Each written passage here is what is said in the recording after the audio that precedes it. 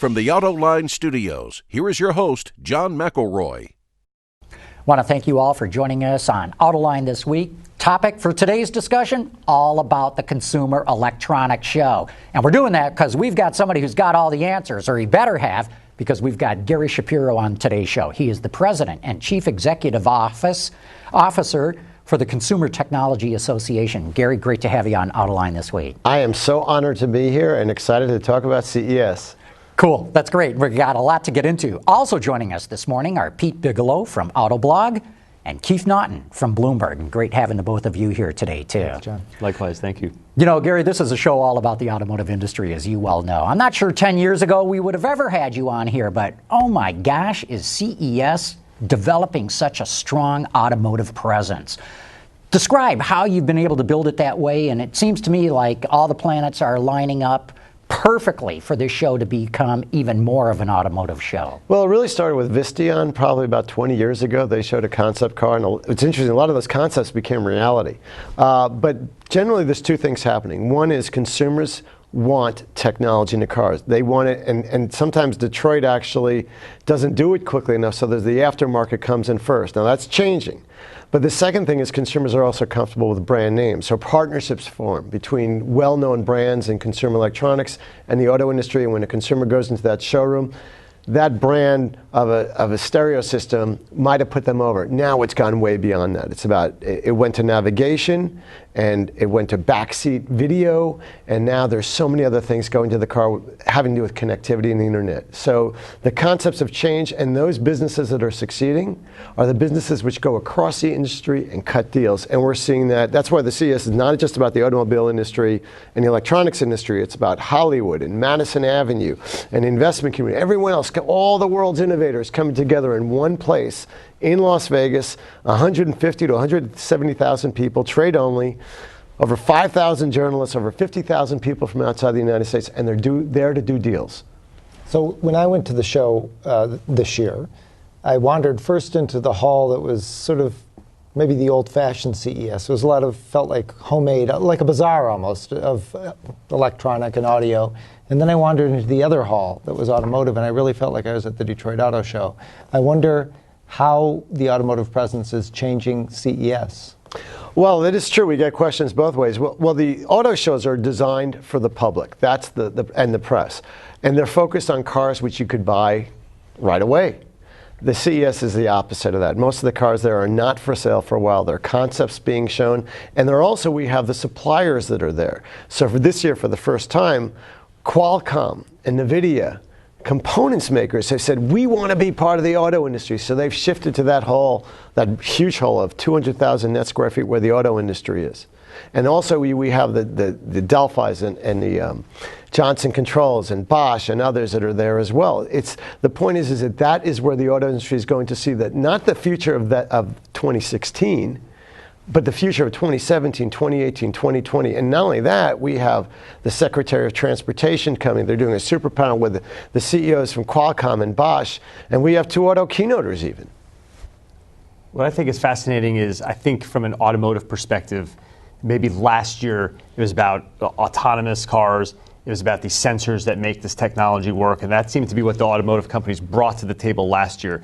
This year, and of course, it comes right in the name. I get a sense that companies are bringing products that are much more consumer-facing, in the sense that there's going to be interior demonstrations of what the interiors of these cars look like. These connectivity products that your consumers are actually going to use within these cars, and I think maybe that's a trend I'm picking up on in the early products that I'm seeing that are going to be debuted. I'm wondering if you get a sense of what's going to be the automotive theme this year. I will be honest and say I have no idea, because I don't.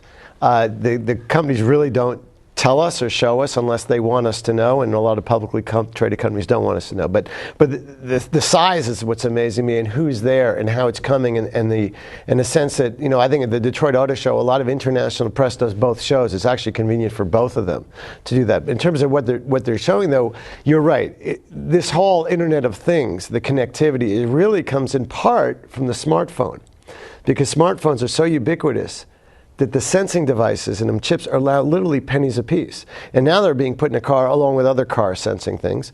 And clever people could create new businesses and new business models. And look, where we're going to, you're going to get in your car and you're going to sit in that seat.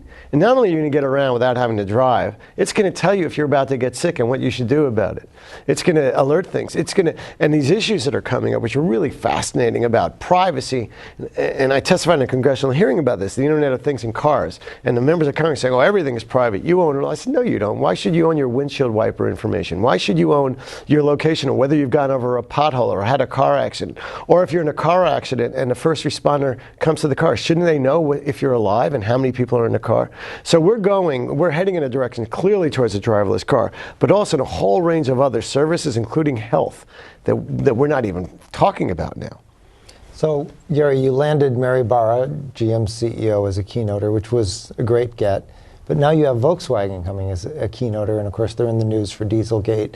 Is that part of what you're trying to get, is companies that are right in the news, that there's something going on, or was it just serendipity that VW showed up? Boy, I really have to be honest here. It was somewhat serendipity. We invited VW when we heard they were interested in launching an electric concept car at the CES, and we did that in the summer, and we cut a deal. Then everything happened, and we had to do some real soul searching, honestly, and we decided that, look, a core value of ours is we keep our commitments.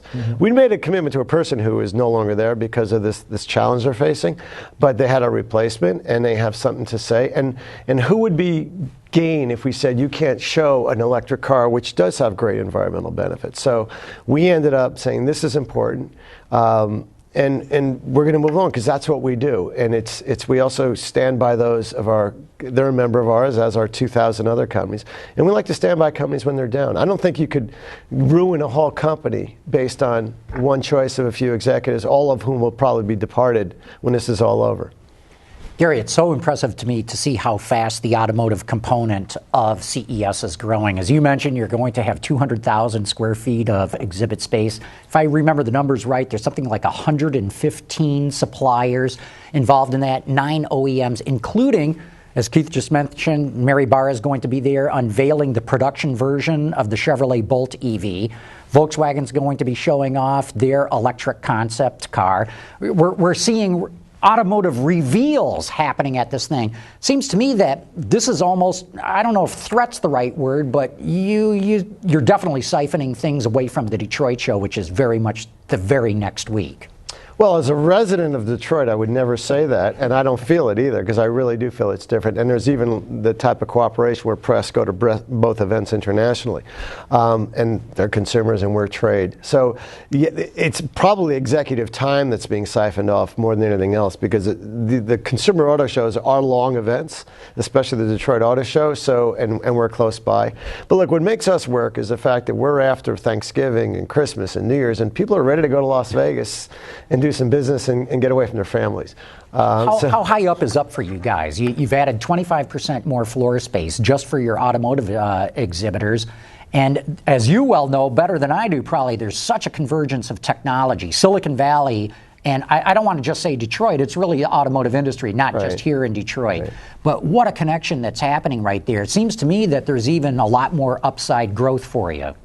Well, we are space constrained for this year and next year. We would have sold more than 200,000 square feet if we had it. Actually, we don't. So our show will set a record footprint at over 2.4 million net square feet. We ended up at 2.25 in 2015. So that's a lot. And we actually announced an attendance cap for the first time in our history, or any probably trade show history. We had 176,000 people from around the world. Not open to consumers, and we were trying to get hit between 150 and 170 this time, just because we want a good, comfortable experience. We want only qualified people, so we're really putting the screws on, anyone in the Las Vegas area and consumers. And plus, we want to keep the airfares and the hotels at a reasonable price.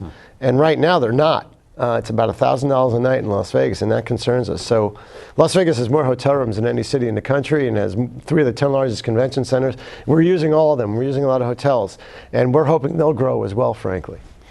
NVIDIA, I talked to them before last year's show, and they were talking about how 5 years earlier, what they were showing, the power of their chips was being used in video games. And they said their display was 90% video games. And this year it was 90% automotive with all the infotainment or autonomous technology that they're involved with. Are you seeing that transformation as well? In other words, long-time display companies at CES that traditionally had done other types of consumer electronics now showing automotive. Absolutely. NVIDIA had a phenomenal press conference last year. I was watching the videos of it, and it was mostly auto-focused. And they had said, physically, we want to be with the car companies. We don't want to, and they were one of the ones like Qualcomm, which moved. That's a big statement. But yes, because of this move to the driverless car and all the intelligence and chips that's going to require, companies are saying strategically, we want to be there. This is going to save, just in the U.S., over 30,000 lives a year soon.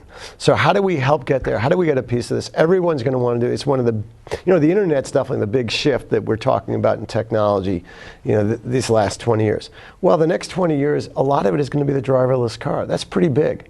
And that'll make a difference. Now, there's other things at the show, which I know you don't want to talk about, like wireless health and stuff like that. There's a lot going on there. But the auto growth is phenomenal. And new companies coming on board. Now, we don't have Tesla, but we have their new competition, which just announced a multi-billion-dollar facility in Las Vegas. And they're going to be revealing a car there, I think. Faraday Future. Faraday Future, yes. Referring to, right? And we'll see. Well, I don't know anything about them other than the fact that they're going to be doing it, and they've gotten a lot of money, and they have big announcements. But we'll find out more soon. You mentioned that the CTA is 2,000 companies roughly comprised in your organization. How many of those companies are auto-related, and how has that grown in recent years?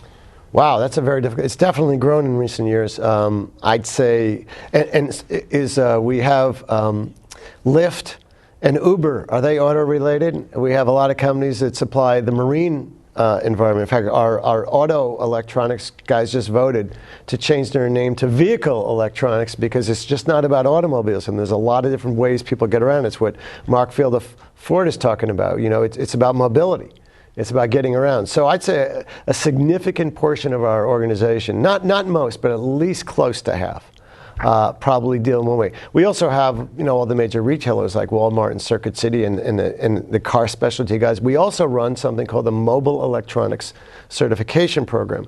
And this trains thousands of young Americans and elsewhere in the world, and it certifies them actually as being competent in dealing with an automobile and putting electronics in. And when you have to know upholstery and electronics and safety, you have to know so many different things to be able to do that, and people to trust you with their cars. And it's increasingly important as we shift to a driverless car, because if we wait for original equipment vehicles to have these driverless function, we're going to lose literally hundreds of thousands of lives waiting as the entire fleet turns over. So we have to have an aftermarket for that as well, and that's been a discussion topic in Congress. I love what you're saying there, too, because that's what we've got to get focused on, is that this technology can save a lot of lives, and we shouldn't be wringing our hands over, can we do this or that, the other thing, because as you're putting it, people's lives are at stake here. Oh, absolutely. When I go around the world and talk about this, and everybody obviously knows people that have died or lost limbs or paralyzed from car accidents, it's in our power technologically to get rid of them. And it's a crime if we don't act in it. Now, there is a debate in the auto industry. Does the driver have to be able to take over? One of the major auto executives worldwide swore that my company will never, ever produce a car that you cannot take over. I guarantee you, 50 years from now, he's wrong. Come back and collect on it. Good luck. But the truth It'll is, happen a whole lot sooner than 5 years. Absolutely, of course. But in terms of every car will be that way at some point. Now, there is a driving experience, and some of the car companies, that's what they're selling is the driving experience, or some other similar language like that. So it's going to be rocky for some companies. It's going to be difficult. It's going to try this, and then of course you have the Uber phenomena and change how we own cars. I was talking before the airport managers about the future of what's going to happen with their airports and technology. And a number of them came to me, I just built all these parking structures. I'm not going to need them. What's going to happen? That's my capital investment and revenue stream.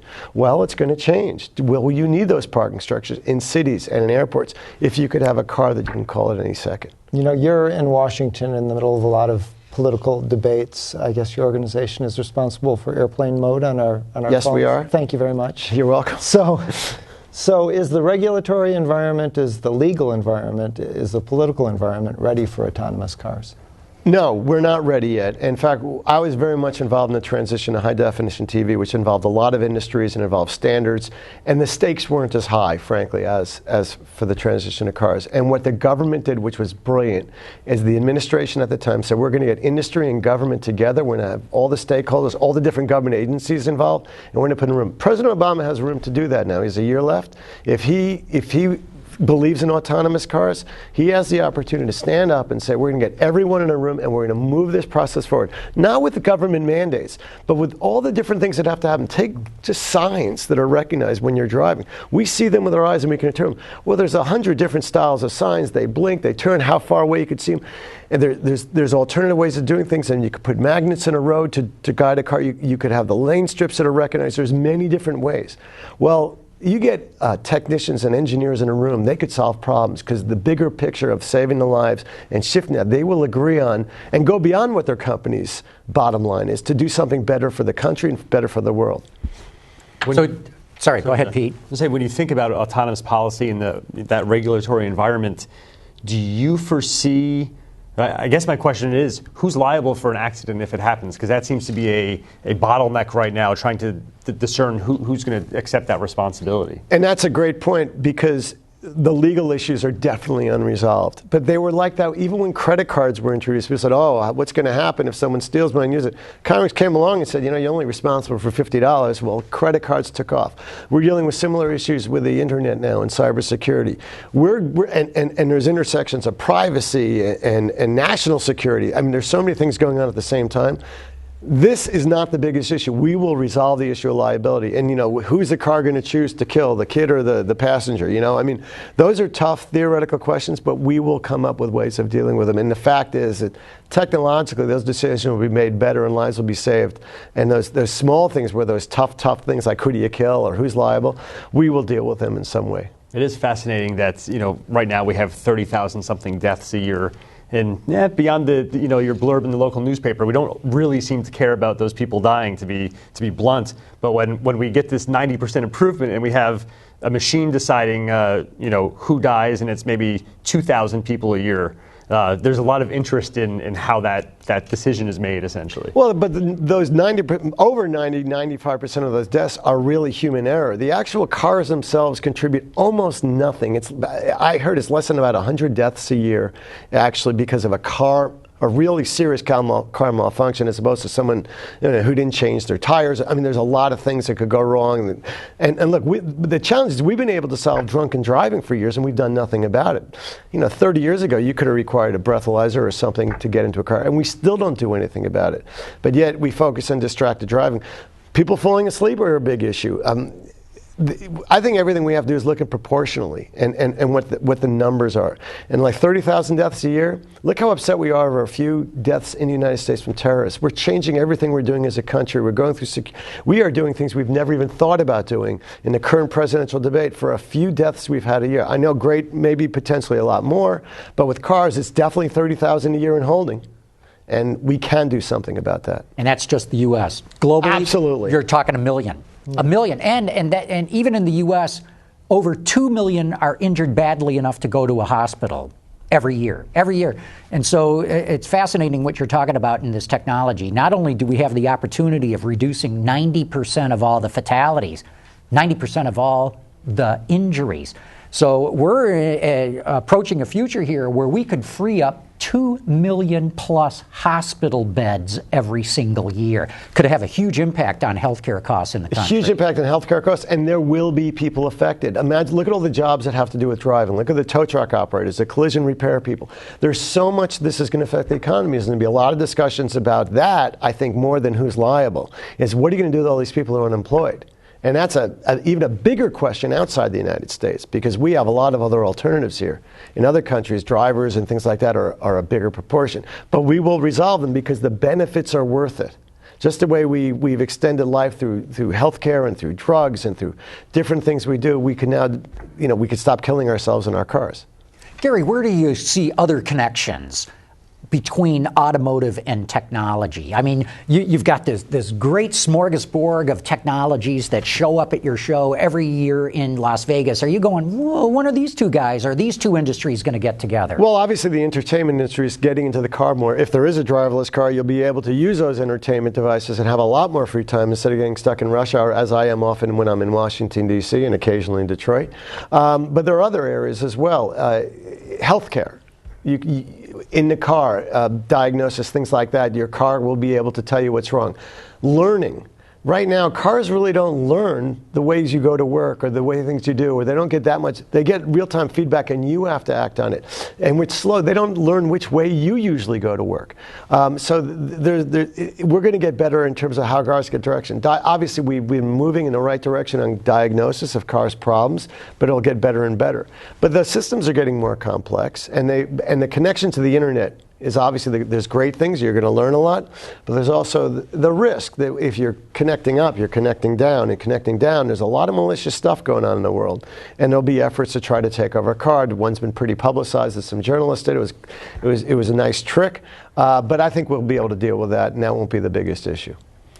These issues, these public policy issues we're talking about, including hacking that you just referred to, is CES a forum that could tackle this in some of your keynotes or panel discussions? Is that a proper forum to hash out some of these issues? Yeah, we're going to have a number of the cybersecurity efforts from around the world talking about that. We have a cybersecurity area. We have some of the top CIOs from around the country speaking, and they're talking about it. Whether they're talking about it in the car environment a little bit less so, I think they're talking about it overall, because this is an issue we're facing society. I mean, everyone's computer system is hacked almost immediately as soon as you plug it into the internet, so there are issues there. Would you ever invite the white hat hackers, like the guys who hacked the Jeep and Wired, to speak at CES? That's a good idea. I'll take that under consideration. Not in 2016. Well, it is interesting that you have all these Silicon Valley companies who are much more accustomed to dealing with hacking threats, at CES, and now seeing those threats appear in a car. That's just one more small part of that merger between Silicon Valley and Detroit, where there is that opportunity probably at a place just like CES for those relationships to be built upon. Absolutely, and you're not going to stop hacking is the bottom line. You're going to be able to isolate it and make sure you're aware of it and you can act on it quickly. That's the bottom line with all hacking. I mean, most computers are getting, especially government ones, are getting thousands of efforts to get through, and they do get through, but they're isolated. The cloud has actually helped, and the cloud also can be used for a lot of the car information. Right. So it's a form of cyber protection. Right. What do you do after the hack has already happened? When it's in there, that's really the issue. How do you prevent the maliciousness? Right. Here, as you well know, we're talking about all this connectivity. It's going to play a huge role in automotive. The automakers want this 5.9 gigahertz part of the spectrum to do all this connectivity. The telecommunications companies want that 5.9 because they want to open up the spectrum to do more wireless communication.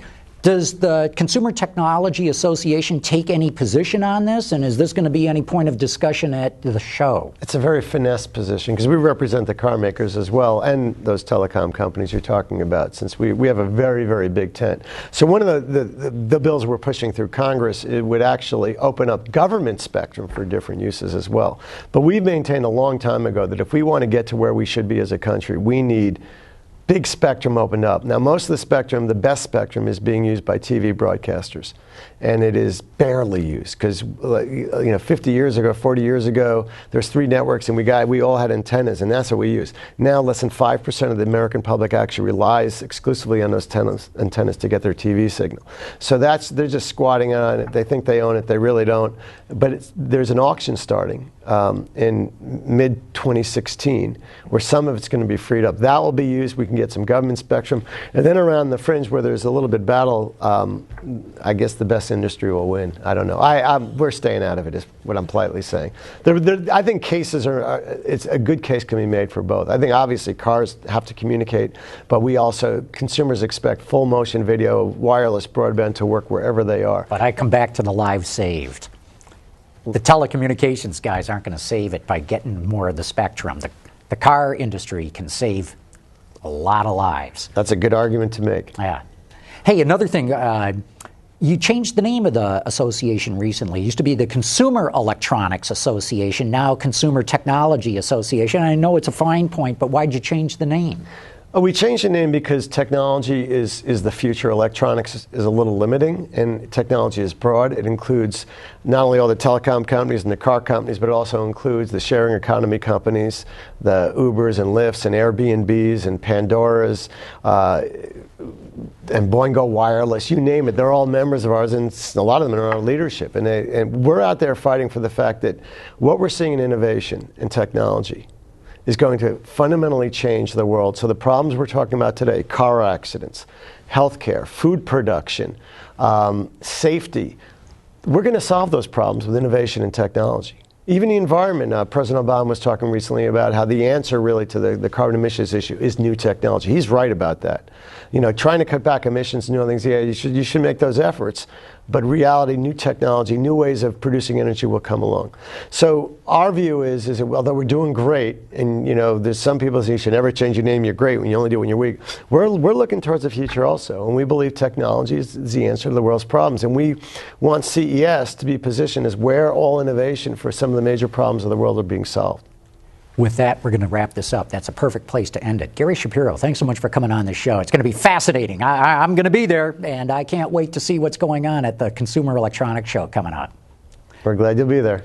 And of course, I want to thank Pete Bigelow coming in from Autoblog and Keith Naughton coming in from Bloomberg. Great to have the both of you here on the show today, too. Yes, thank you. And of course, I'd be remiss if I didn't thank all of you out there in the audience for watching this. I hope you appreciate this show, bringing you the topics that are really driving this automotive industry. And as we learned today, it's going beyond just automotive. And so please join us again next week for another edition of Autoline This Week.